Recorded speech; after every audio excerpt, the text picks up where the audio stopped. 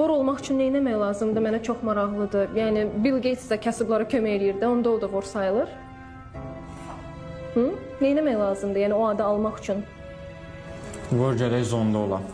Yoxsa ad almaq olmur. Yəni həbsxanaya girmək lazımdır.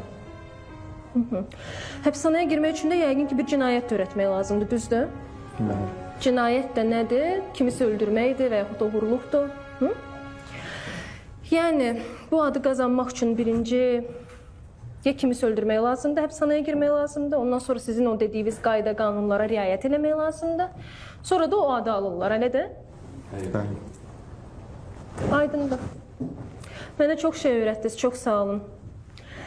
İndi mən də sizə bir şey öyrətmək istəyirəm. Proyektorunuz işləyir? Sizə bir insan haqqında danışmaq istəyirəm.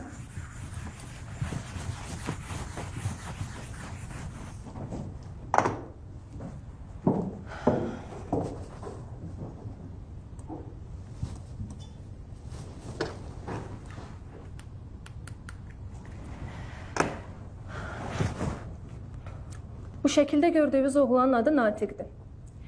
Şəkil çəkildiyi zaman onun 21 yaşı var idi. Bir gün heç kimə heç nə demədən bir məktub yazır valideynlərinə və məktubda yazır ki, mən gedirəm cəbhəyə. Xalqımın bu cür qırıldığı bir zamanda evimdə rahat otura bilmərəm.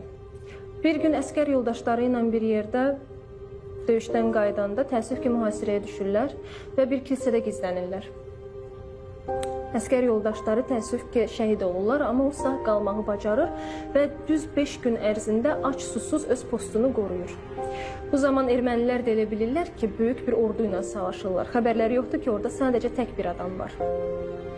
Gördülər ki, baş aça bilmirlər, 22 nəfər əsir gətirdilər və ona xəbər göndərdilər ki, əgər təslim olmazsa bu 22 nəfəri güllələyəcəklər. Həmin vaxtda Natiqin sadəcə 2 gülləsi qalmışdı. Yəqin ki, biri ilə də özünü öldürmək fikrində idi. Özünü öldürmək böyük bir qəhrəmanlıq olardı, düzdür? Amma o daha üstün bir qəhrəmanlığı seçir. Bayrağı əlində ermənilərin qarşısına çıxır. Həmin oğlanın adı Natiq Qasımovdur.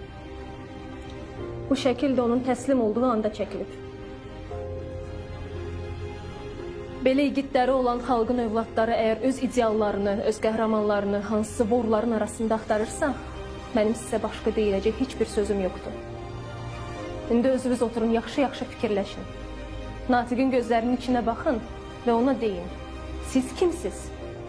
Və sizin qəhrəmanınız kimdir?